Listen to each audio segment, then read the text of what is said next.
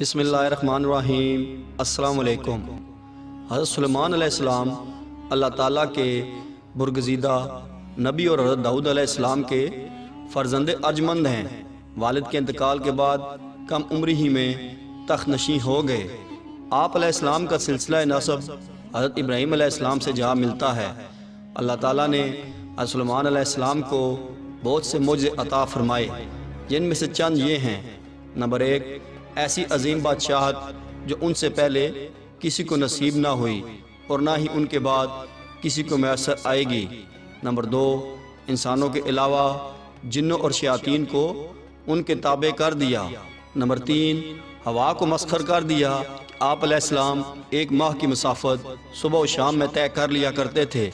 Number 4، ان کے لیے پگھلے ہوئے تانبے کا چشمہ جاری کر دیا۔ نمبر 5، ہر طرح کے جانوروں کو نہ صرف آپ علیہ السلام کا فرما بردار کیا بلکہ ان کی بولیاں سمجھنے اور بولنے کی صلاحیت بھی عطا فرمائی۔ حضرت سلیمان علیہ السلام فرماتے ہیں کہ جانوروں اور پرندوں میں سے کچھ ایسے ہیں کہ جن کی دعا اللہ پاک فوراً قبول فرماتا ہے، اور اگر انسان ان پر ظلم کرے تو پھر اللہ پاک ان کی بد دعا بھی فوراً قبول کر لیتا ہے۔ میں نے ان 5 جانوروں کی بد دعا لگتے ہوئے دیکھا ہے۔ اگر تمہاری دعا قبول نہیں ہوتی تو تم کو چاہیے کہ ان 5 جانوروں کے ساتھ ایک کام ضرور کرو۔ اگر تم ان جانوروں کے ساتھ بس ایک کام ہی کر لو گے تو اللہ تعالیٰ تمہاری ہر مشکلات کو آسان کر دے گا۔ ناظرین گرامی، وہ 5 جانور یا پرندے کون سے ہیں جن کے بارے میں حضرت سلیمان علیہ السلام کا یہ مشہور قول موجود ہے؟ ایک دفعہ حضرت سلیمان علیہ السلام کو یہ اطلاع ملی کہ کسی نے کتوں کو زہر دے کر مار دیا ہے۔ آپ علیہ السلام فوراً اس شخص کے گھر پہنچ گئے۔ جب اس شخص نے وقت کے شہنشاہ اور نبی کو اپنے گھر دیکھا تو بہت خوش ہوا اور خوب خدمت میں لگ گیا۔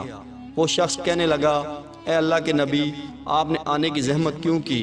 آپ مجھے حکم کر دیتے تو میں سر کے بل چل کر آپ کے پاس حاضر ہو جاتا۔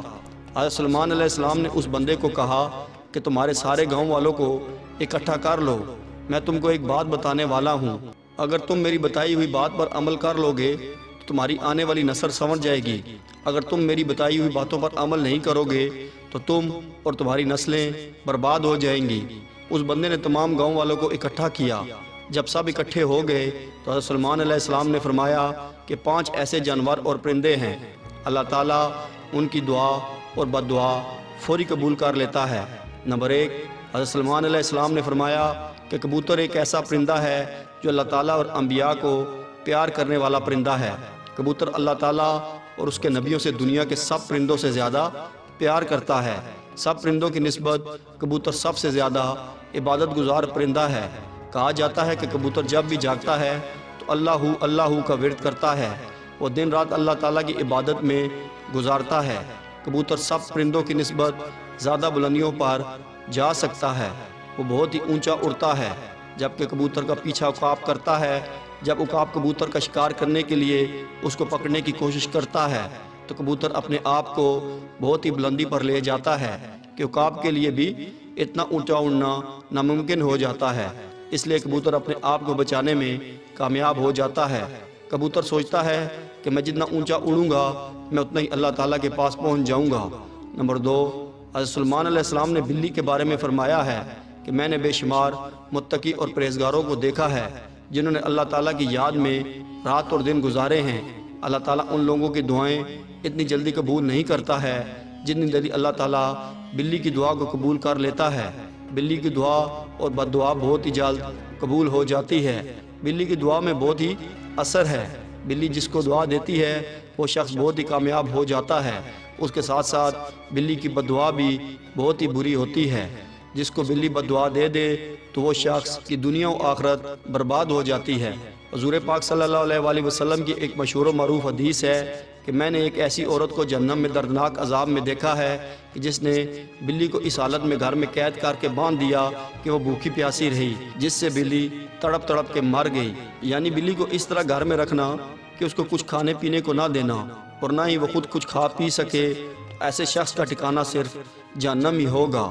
نمبر 3، پھر حضرت سلیمان علیہ السلام نے فرمایا کہ چڑیا ایسا پرندہ ہے جن کو اللہ تعالیٰ نے بہت ہی پسند فرمایا ہے۔ حضرت سلیمان علیہ السلام اس کی 3 وجوہات بیان کرتے ہیں۔ نمبر 1 یہ ہے کہ کہ چڑیا جب صبح سویرے اٹھتی ہے تو وہ اللہ تعالیٰ کے نام کا ورد کرتی ہے۔ نمبر 2، چڑیا بہت ہی معصوم پرندہ ہے، ان میں ذرا بھی چالاکی نہیں پائی جاتی۔ نمبر 3، چڑیا اللہ تعالیٰ پر بہت ہی بھروسہ کرتی ہیں۔ چڑیوں کو جہاں بھی کھانے پینے کو ملے وہ کھا پی کر چلی جاتی ہیں، وہ دوسرے دن کے لیے کچھ جمع نہیں کرتی ہیں۔ چڑیاں اللہ تعالیٰ پر بہت ہی زیادہ بھروسہ کرتی ہیں، ان کا یقین ہے کہ جو صبح زندگی دے گا وہ ہم کو کھانا بھی عطا کر دے گا، کہ اللہ تعالیٰ ہم کو زندگی عطا کرتا ہے وہ ہم کو صبح کے لیے دانہ بھی دے گا۔ اللہ تعالیٰ ہمارے لیے کافی ہے، ہم کو کچھ جمع کرنے کی کیا ضرورت ہے۔ نمبر 4، حضرت سلیمان علیہ السلام فرماتے ہیں کہ لوگوں کا کہنا ہے کہ کتا ایک ناپاک جانور ہے، اس وجہ سے لوگ کتے کو مارتے ہیں۔ لوگوں کے خیال میں کتوں کو مارنے سے گناہ نہیں ملتا۔ تاریخ میں بہت سے ایسے واقعات گزرے ہیں جنہوں نے کتے کو دکھ دیا ہے، تو کتے کی بددعا سے ان کو اللہ تعالیٰ نے تباہ و برباد کر دیا ہے۔ اللہ تعالیٰ نے کتے کو مارنے والوں کو جہنم میں ڈال دیا۔ جن لوگوں نے کتے سے پیار کیا تو اللہ تعالیٰ نے گناہگار لوگوں کو بخش بھی دیا ہے۔ کتے سے پیار کرنے کی وجہ سے ان کو جنت میں داخل کر دیا۔ قرآن پاک میں بھی کتوں کا ذکر آیا ہے۔ اصحاب کہف کا کتا جو جنت میں بھی داخل کیا جائے گا۔ کتے کا تھوک ناپاک ہے، کتے کو ہاتھ لگانے سے بندے کا وضو نہیں ٹوٹتا، مگر کتے کو گھر میں رکھنا حرام ہے، کیونکہ کتے فرشتوں کو دیکھ کر بھونکتے ہیں۔ یہی وجہ ہے کہ جس گھر میں کتے ہوتے ہیں اس گھر میں رحمت کے فرشتے داخل نہیں ہوتے۔ نمبر 5، حضرت سلیمان علیہ السلام فرماتے ہیں کہ ہم لوگ چونٹی کو ایک عام سا جانور سمجھتے ہیں، ان کو پاؤں کے تلے مار دیتے ہیں۔ ان لوگوں کے لیے چونٹیوں کو مارنا ایک عام سا کھیل ہوتا ہے۔ اگر وہ چونٹی کی اہمیت کو جان جائیں تو وہ بھول کر بھی چونٹی کو نقصان نہیں پہنچائیں گے۔ سورۃ النمل ساری چونٹیوں کے بارے ہی ہے۔ قرآن پاک میں واقعہ بیان ہوتا ہے کہ حضرت سلیمان علیہ السلام اللہ تعالیٰ کے نبی تھے۔ اللہ تعالیٰ نے پوری دنیا کی حکومت انہیں عطا فرمائی تھی۔ حضرت سلیمان علیہ السلام کا گزر ایک ایسے علاقے سے ہوا جہاں چونٹیوں کی بستیاں تھیں۔ ایک چونٹی حضرت سلیمان علیہ السلام کے لشکر کو اپنی طرف آتے ہوئے دیکھتی ہے تو دوسری چونٹیوں کو بلند آواز سے پکارتی ہے کہ حضرت سلیمان علیہ السلام کا لشکر آ رہا ہے، حضرت سلیمان علیہ السلام کے لشکر سے ہٹ جاؤ، کہیں ایسا نہ ہو کہ تم لشکر کے نیچے آ کر کچلی جاؤ۔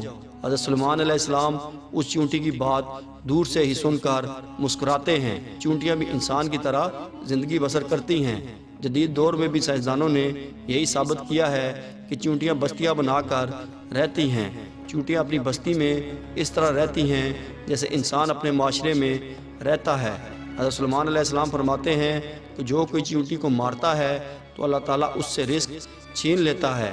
اگر چونٹی انجانے میں پاؤں کے نیچے آ کر ماری جاتی ہے تو وہ اور بات ہے۔ جان بوجھ کر کبھی بھی چونٹی کو پاؤں کے تلے کچل کر مارنے کی غلطی نہ کرنا۔ اگر یہ غلطی کرو گے تو تم رزق سے ہاتھ دھو بیٹھو گے۔